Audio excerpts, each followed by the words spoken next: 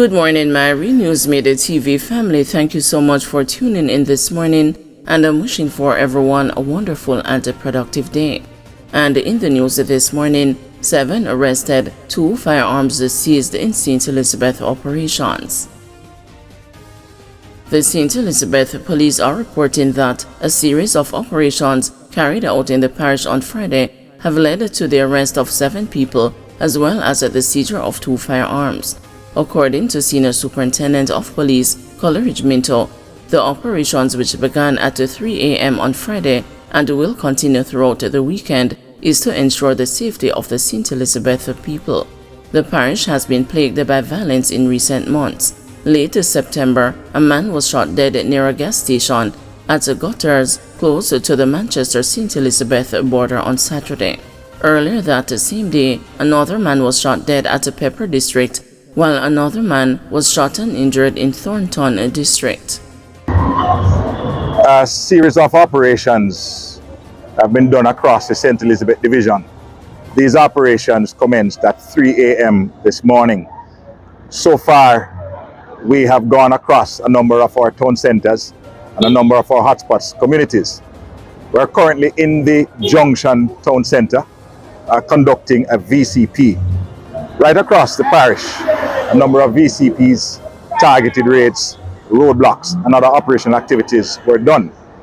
At this time, 160 tickets have been issued, 11 motor vehicles seized, 2 motorcycles, 1 targeted raid was done in the Gutters area. In that operation, 2 firearms were seized out of a vehicle. 7 persons have been arrested so far, and the operations will continue. I want to assure the citizens of this parish that we will continue our operational activities to ensure that the parish remains a safe one, and these operations will continue throughout the weekend. Royalton fallout continues, second senior manager sent home. Another senior manager of the luxury hotel Royalton Negril has been separated from the entity following a protest last month by workers over their working conditions.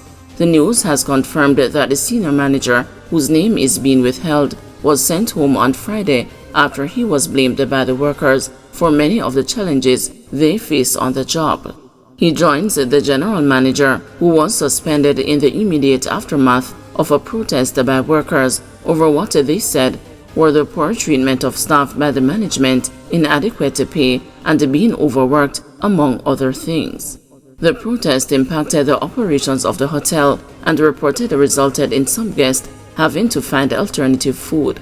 Some guests also came out in support of the workers during the protest, while one guest took to social media to demand a refund of the money she had spent for what she expected to be a relaxing vacation in a tropical paradise. Following the protest, Daniel Lozano, Senior Vice President of Blue Diamond International, operators of Royalton Negril, rushed to the island for meetings with the management team and some of the workers. Tourism Minister Edmund Bartlett, Senior Advisor and Strategist in the Ministry, Delano Seavright, Executive Director of the Tourism Product Development Company, Wade Mars, and other tourism officials also rushed to the hotel for meetings to settle the dispute. Minister of Labor and Social Security, Colonel Charles Jr. and his team also visited the hotel for talks. Following the discussions, the workers returned to the job, but they have warned that normality cannot be guaranteed if the suspended general manager returns to the property or if there are no improvements in their working conditions. Increased rainfall expected Sunday through to Wednesday, says the Met Service. The Meteorological Service of Jamaica is reporting that an area of disturbed weather is expected to bring increased rainfall across Jamaica on Sunday through to Wednesday of next week. The broad area of disturbed weather currently across the southwestern Caribbean Sea is expected to develop into an area of low pressure by Saturday afternoon, a release from the Met Service said on Friday. This area of disturbed weather currently has a 30% chance of becoming a tropical cyclone over the next 48 hours, and the Meteorological Service will be closely monitoring this system for further development, the release further said. The system is forecast to move slowly northward then northwestward over the next 2 days and be in the vicinity of Jamaica by Sunday night. Regardless of development, the area of low pressure seems increasingly likely to bring unstable weather to Jamaica beginning Sunday night through to Wednesday evening, the Met Service stated. Consequently, the forecast is for cloudy conditions with periods of showers and thunderstorms, which may be heavy at times, and strong gusty winds to affect the sections of most parishes, especially eastern and south central parishes during this period, it added. Fishers and other marine interests are being advised to exercise extreme caution as sea conditions are expected to deteriorate in the vicinity of showers, thunderstorms, and strong gusty winds. 155 civilians killed by security forces in 2023, 149 killed so far this year. Killings by agents of the state rose to 155 in the year 2023. According to the latest report released by the Independent Commission of Investigations, the 155 civilian deaths represent a 16% increase when compared to the 134 civilians who died by the hands of agents of the state in 2022. Indecom Assistant Commissioner Hamish Campbell says that the unfortunate increase is expected to be repeated in 2024. However, as of yesterday, the 31st of October, 149 people have been killed so far this year and a further 66 people shot and injured. And as pointed out, the current projection shows that unless trends are reversed by the security forces in Jamaica, 2024 will see the highest level of security force fatal incidents since 2013. In 2013, it was 253. So there is a significant issue at present. 2019 saw the lowest number of fatal shootings at 86. Between 2019 and now, there's been an 80% increase in fatal shootings. Each year it has moved up from 115 in 2020, 127 in 2021, 134 killed in 2022, and 155 last year. And we're at 149 now. The report talks about the incident of multiple death incidents, that is the number of people killed in a singular incident. And in 2023, that number was 20. But so far this year, multiple death incidents have accounted for 30 people being shot and killed. There were 2 incidents where 4 people were killed in the single matter, and 2 incidents where 3 people were killed, in addition to the multiple double fatal shootings that we see. What we also noted was, again, the issue of a person being shot and killed or a person being shot and injured where they have no weapon at all, neither a firearm nor any other weapon, a stone, scissors, stick, or other implement.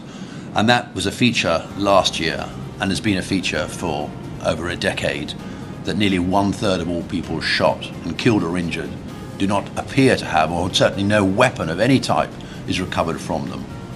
This year at the moment, with 2 months still to go, the full data has not been assessed, but it would appear that a smaller number of people, a reduced number of people, have no weapon of any sort. But that is to be looked at. Union wants a new finance minister to prioritize outstanding compensation issues. The Jamaica Confederation of Trade Unions says the Minister of Finance and the Public Service, Favour Williams, should prioritize the outstanding issues under the compensation restructuring of the public sector.